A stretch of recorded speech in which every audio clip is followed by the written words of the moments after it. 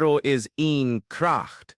In de modern, Semen, leving heeft geleerd te verspillen. Een oren die onze voorouders waren als heilig, maar die nu wordt gezien als wegwerp vermaak. In wat, als ik je vertelde, dat elke keer dat je overgeeft aan vluchtig genot, je letterlijk je persoonlijke kracht, je vermogen om respect te trekken, je vermogen om anderen te beïnvloeden en je natuurlijke magnetische kracht aan het outputten bent. Heb je je ooit afgevraagd waarom sommige mannen in ruimte binnenkomen en onmiddellijk de aandacht trekken, zonder iets te zeggen? Waarom bepaalde aanwezigheden in bijna onverklaarbare autoriteit uitstralen?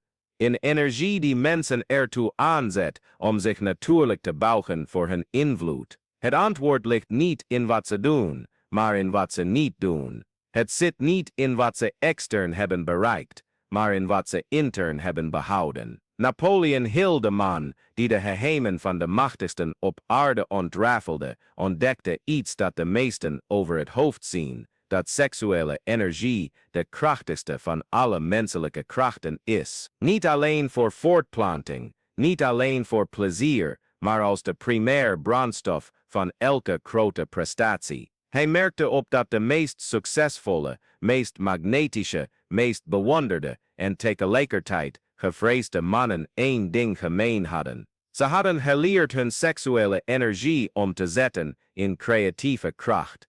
Maar wat betekent transmutatie? Het betekent het nemen van het meest primitieve vuur dat in je zit en het omvormen tot licht. Het betekent het kanaliseren van de meest fundamentele kracht van de menselijke natuur en het richten op het bouwen van imperiums, het creëren van kunst, het leiden van massa's, het vergaren van rijkdom en het ontwaken van een magnetische aanwezigheid, waardoor anderen zich van natuur tot je aangetrokken voelen. De moderne samenleving heeft je geconditioneerd om te geloven dat seksuele bevrediging gelijk staat aan vrijheid. Dat het uiten van elke impuls gezond is, dat onderdrukking een neurose is. Maar dit is een compleet omkering van de waarheid. Elke keer dat je je overgeeft aan gemakkelijk en onmiddellijk genot, kies je ervoor om een slaaf van de impuls te zijn, in plaats van de meester van de energie. Je rolt blijvende kracht in voor vluchtig genot. Je verspilt de brandstof die bergen zou kunnen verzetten voor een paar seconden chemische ontlading. Denk aan de grote leiders uit de geschiedenis, aan de onsterfelijke kunstenaars, aan de ondernemers die imperiums hebben gebouwd, aan de krijgers die naties hebben veroverd, aan de denkers die paradigma's hebben veranderd. Wat ze gemeen hadden was niet alleen talent of kansen, maar een energetische intensiteit in behouden en gekanaliseerde levenskracht die hen volledig onderscheidde van gewone mannen. Ze bezaten wat de oude vitale, geconcentreerde energie noemden, wat de Oosterlingen behouden essentie noemen. Seksuele energie is niet alleen seksueel. Het is de fundamentele creatieve kracht van het universum die zich door jou manifesteert. Het is dezelfde energie die een zaadje door beton laat breken, die sterren laat ontstaan, die elke vorm van leven aanzet tot expansie en vermenigvuldiging. Wanneer je deze energie voortdurend verspilt door middel van onmiddellijk genot, leeg je letterlijk je kosmische brandstoftank. Maar wanneer je leert deze energie te behouden, te bewaren, te concentreren, gebeurt er iets buitengewoons. Je aanwezigheid neemt toe, je stem krijgt gewicht, je ogen krijgen een doordringende diepte, je zelfvertrouwen wordt onwrikbaar, je charisma neemt toe, je begint een magnetische kracht uit te stralen die mensen doet stoppen om naar je te luisteren, je te respecteren, zonder vragen te stellen, je te bewonderen en tegelijkertijd je te vrezen.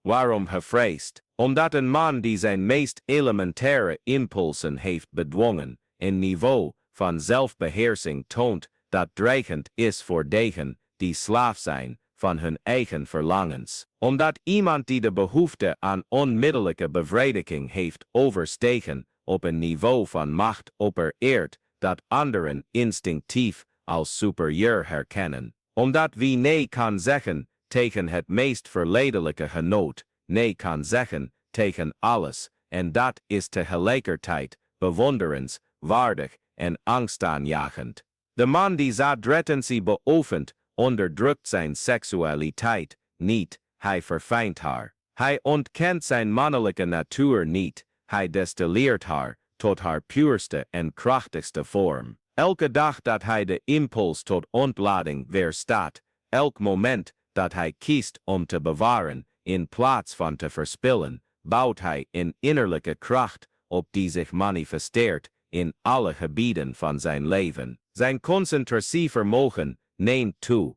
omdat de geest niet constant op zoek is naar ontsnapping door middel van genot. Zijn fysieke energie neemt toe, omdat de voedingsstoffen en hormonen die verloren zouden gaan, in zijn systeem blijven circuleren. Zijn emotionele aanwezigheid verdiept zich, omdat de vitale energie niet constant wordt afgevoerd. Zijn intuïtie verserpt zich, omdat de mentale mist die wordt veroorzaakt door energieverspilling verdwijnt. Maar de transformatie gaat veel verder dan het fysieke. Er is een psychische, bijna mystieke dimensie aan zaadretentie die weinigen begrijpen. Wanneer je je vitale essentie bewaart, bewaar je niet alleen biologische substanties, je bouwt psychische kracht op. Je bouwt een reserve aan energie op die zich manifesteert als persoonlijke magnetisme, als beïnvloedingsvermogen, als aantrekkingskracht.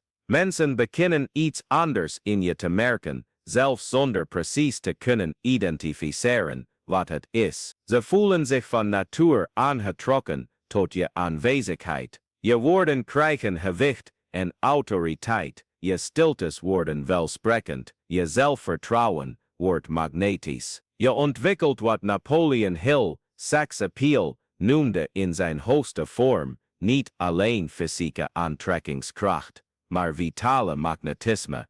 En hier komen we bij de diepste paradox van zaadretentie.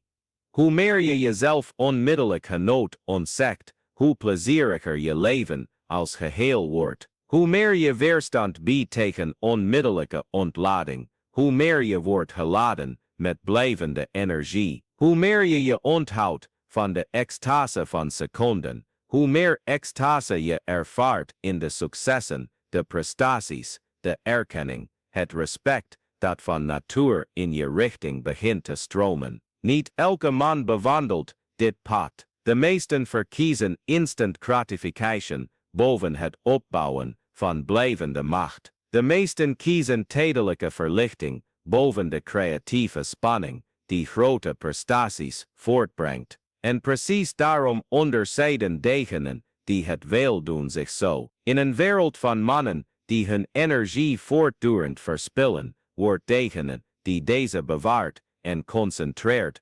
automatisch en roos onder dwergen. Zaadretentie is niet zomaar een praktijk, het is een oorlogsverklaring tegen middelmatigheid. Het is een weigering om te accepteren dat je een slaaf bent van je impulsen. Het is een bevestiging dat je de macht hebt om je energie te sturen, waar, wanneer en hoe je wilt. Het is de eerste stap naar ware vrijheid, en ware vrijheid wordt tegelijkertijd bewonderd en gevreesd door degenen die nog steeds in onzichtbare gevangenissen leven.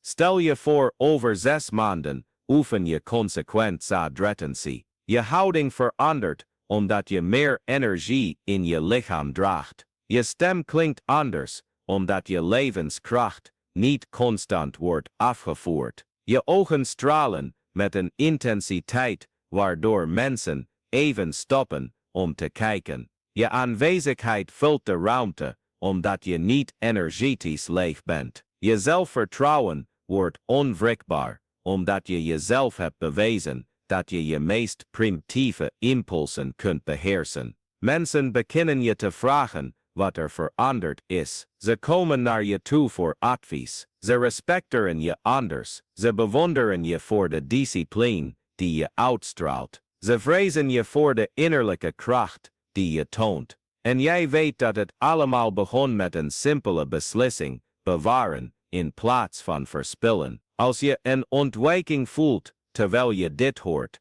als iets in je deze oeroude waarheid herkent die ik deel, dan ben je klaar om aan je eigen transformatieproces te beginnen. En als je deze diepgaande kennis over mannelijkheid, persoonlijke kracht en innerlijke transformatie wilt blijven ontdekken, abonneer je dan nu op dit kanaal en activeer het belletje. Want wat ik hier deel is niet alleen entertainment, het is praktische alchemie voor mannen die middelmatigheid weigeren te accepteren. Mannen die de krachtigste en meest magnetische versie van zichzelf willen worden. Als jij er één van bent, is je inschrijving je eerste daad van toewijding aan je transformatie. Maar de reis van Zaadretentie gaat niet alleen over uiterlijke kracht. Het gaat over het wekken van de innerlijke krijger die in elke man aanwezig is,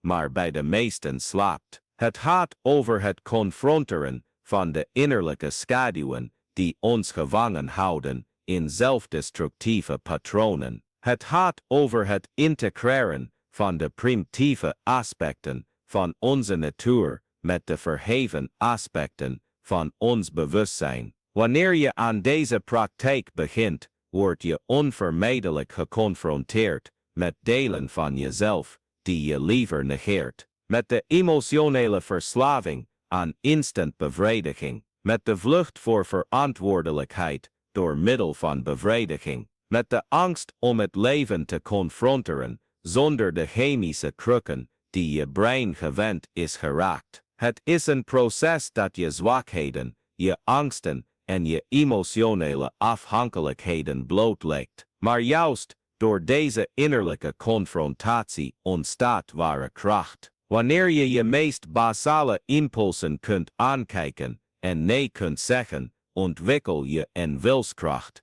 die zich uitstrekt tot alle andere gebieden van je leven. Wanneer je de meest verleidelijke genoegens kunt weerstaan, kun je elke verleiding weerstaan. Wanneer je je seksuele verlangens kunt beheersen, kun je je materiële, emotionele en sociale verlangens beheersen. De energie die je bewaart door Zaadretentie blijft niet stilstaan in je lichaam. Ze transformeert, sublimeert, transmuteert in andere vormen van expressie. Je creativiteit explodeert omdat seksuele energie intrinsiek creatief is. Je ambitie neemt toe omdat je levenskracht niet wordt verspild. Je werkvermogen vermenigvuldigt zich omdat je energiesteam op volle capaciteit werkt. Maar het meest fascinerende aspect van Zaadretentie is hoe het je relatie met de mensen om je heen beïnvloedt, vooral met vrouwen. Er is een energetische kwaliteit bij een man die zijn levenskracht behoudt, die onmiddellijk merkbaar is op onbewust niveau. Vrouwen kunnen voelen, zelfs zonder het rationeel te begrijpen, dat je iets bezit wat de meeste mannen hebben verspild. Het is niet alleen zelfvertrouwen, hoewel dat ook zo is. Het is niet alleen energie, hoewel dat ook zo is. Het is een kwaliteit van dichte, geconcentreerde aanwezigheid die oprechte innerlijke kracht suggereert. Het is het verschil tussen een woeste rivier en een diepe oceaan, tussen een flikkerende kaars en een onwankelbare vuurtoren, tussen een holle echo en een stem die weerklinkt uit de diepten van het wezen. En die kwaliteit van aanwezigheid wordt niet onopgemerkt gelaten door mannen. Ze voelen instinctief dat je op een ander niveau opereert, dat je toegang hebt tot reserves aan energie en kracht die zij niet bezitten. Dit wekt tegelijkertijd bewondering en een primitieve vorm van angst op. Bewondering voor de discipline en kracht die je toont, angst omdat je aanwezigheid, door contrast, hun zwakte en gebrek aan richting blootlegt. De man die zaadretentie beoefent, hoeft zijn superioriteit niet te verkondigen. Het straalt vanzelf uit door zijn houding, zijn stem, zijn gebaren, zijn aanwezigheid. Hij hoeft niet agressief te concurreren, omdat hij in een andere categorie opereert. Hij hoeft zich niet in te spannen om indruk te maken, omdat zijn verfijnde energie vanzelf indruk maakt. Dit betekent geen arrogantie of minachting voor anderen. Integendeel, wanneer je je eigen kracht vindt door innerlijke discipline, ontwikkel je een natuurlijk mededogen voor degenen die nog steeds slaven zijn van hun impulsen. Je begrijpt hun gevangenschap, omdat je er zelf in hebt geleefd. Maar je weigert ook om terug te keren naar die gevangenschap, hoe comfortabel die ook mag lijken. De praktijk van zaadretentie wekt ook mentale vermogens die slijmerden. Je concentratievermogen neemt dramatisch toe, omdat de energie die normaal gesproken zou worden verspreid door seksuele ontlading geconcentreerd blijft in je systeem. Je geheugen verbetert, omdat de essentiële voedingsstoffen die verloren zouden gaan,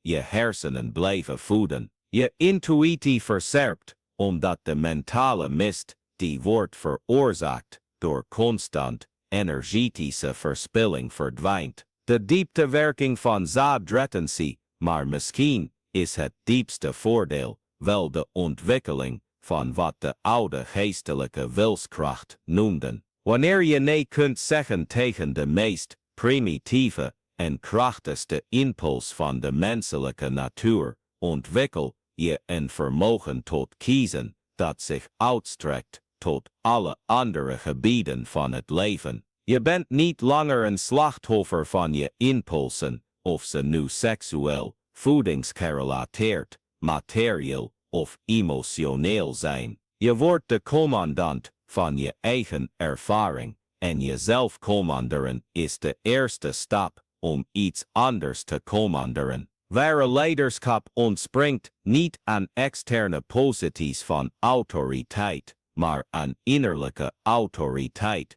over jezelf. Echt respect wordt niet verkregen door externe prestaties, maar door de demonstratie van innerlijke zelfbeheersing. Ware macht komt niet van het controleren van anderen, maar van absolute controle over je eigen energieën en impulsen. De race van zaadretentie is daarom een alchemistische race. Je verandert letterlijk lood in goud. Je zet basale energie om in verfijnde kracht. Je transformeert primitieve impulsen in bewustzijn. Elke dag dat je de verleiding van gemakkelijke ontlading weerstaat, versterk je psychische spieren, waarvan de meeste mensen niet eens weten dat ze bestaan. En zoals elke ware alchemistische praktijk vereist het offers. Je moet onmiddellijk genot opofferen voor blijvende kracht, momentane verlichting voor creatieve spanning, onmiddellijke bevrediging voor de opbouw van innerlijke kracht. Het extatische moment voor het magnetisme van een heel leven. Maar de vruchten van dit offer zijn buitengewoon. Je aanwezigheid wordt magnetisch, je stem krijgt natuurlijke autoriteit. Je stiltes worden welsprekend, je zelfvertrouwen wordt onwrikbaar. Je energie vermenigvuldigt zich, je creativiteit explodeert, je ambitie neemt toe. Je leiderschapsvermogen komt vanzelf naar boven. En de mensen om je heen beginnen deze transformatie te merken. Ze kunnen niet precies uitleggen wat er is veranderd, maar ze voelen een andere kwaliteit in je aanwezigheid. Een energetische dichtheid die er voorheen niet was. Een innerlijke kracht die uitstraalt door je woorden, gebaren en zelfs je stiltes. Dit is wat Napoleon Hill verfijnd seksueel magnetisme noemde, niet de goedkope verleiding gebaseerd op prestatie of uiterlijk, maar de diepe aantrekkingskracht, gebaseerd op geconcentreerde levenskracht en behouden energie. Het is het soort magnetisme dat geen aandacht zoekt, maar deze van natuur aantrekt, dat zich niet hoeft in te spannen om indruk te maken, maar indruk maakt door louter aanwezigheid. En wanneer je dit soort magnetisme ontwikkelt,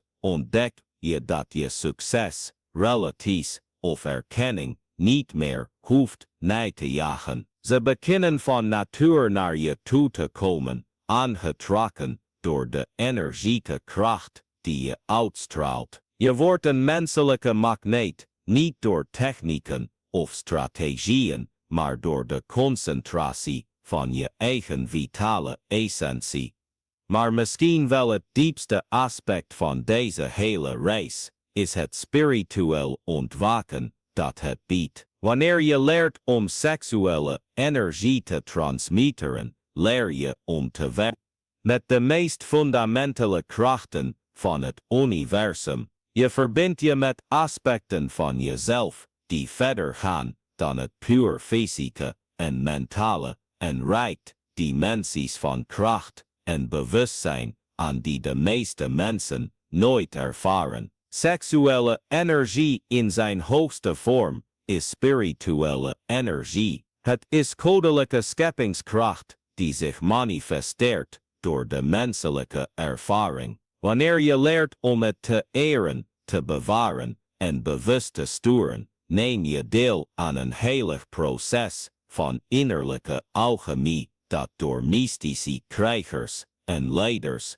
door de hele geschiedenis van de mensheid is beoefend. Dit is jouw keuze op dit moment. Je kunt je levenskracht blijven verspillen door gewoonten die momentane genoegens opleveren, maar je energetisch leeglaten en voortdurend op zoek zijn naar de volgende ontlading, de volgende afleiding, de volgende ontsnapping. Of je kunt het pad van de innerlijke krijger kiezen, je energie bewaren en transmitteren in blijvende kracht, authentiek magnetisme en een transformerende aanwezigheid. Als je voor het tweede pad kiest, sluit je je aan bij de rijen van mannen die weigerden middelmatigheid te accepteren, die kozen voor het opbouwen van innerlijke kracht in plaats van het zoeken naar uiterlijke genoegens, die ervoor kozen om bewonderd te worden om hun kracht en gevreesd om hun zelfbeheersing in plaats van onzichtbaar te zijn in hun zwakte. Zaadretentie is niet alleen een fysieke praktijk, het is een levensfilosofie. Het is een verklaring dat je meer waard bent dan je meest basale impulsen, dat je energie te kostbaar is om te verspillen, dat je de kracht hebt om je krachten te sturen, om het leven te creëren, dat je weet.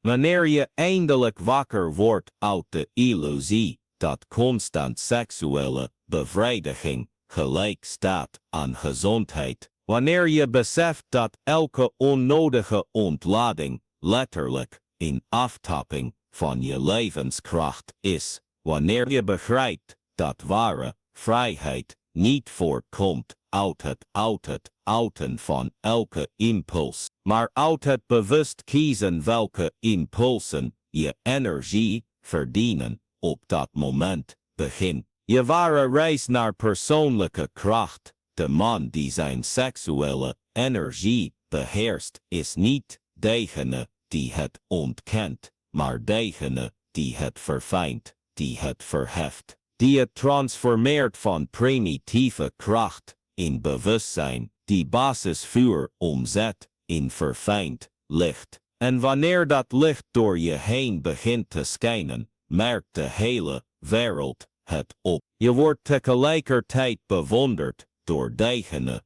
die je kracht erkennen en gevreesd door degenen die zich erdoor bedreigd voelen. Dit is de alchemie van Zaadretentie. Dit is het geheim dat Napoleon Hill ontdekte door de meest machtige mannen van zijn tijd te observeren. Dit is de kracht die altijd in je heeft bestaan, wachtend tot je genoeg moed hebt om het te bewaren, te sturen en te transformeren in de magnetische kracht die van jou niet alleen een man maakt, maar een waarlijk buitengewone man. De reis begint met één enkele beslissing. De beslissing om te bewaren in plaats van te verspillen, om te bouwen in plaats van te verstrooien, om innerlijke kracht op te bouwen in plaats van buitengewone verlichting te zoeken. En wanneer je die beslissing neemt, wanneer je de eerste stap zet op deze alchemistische reis,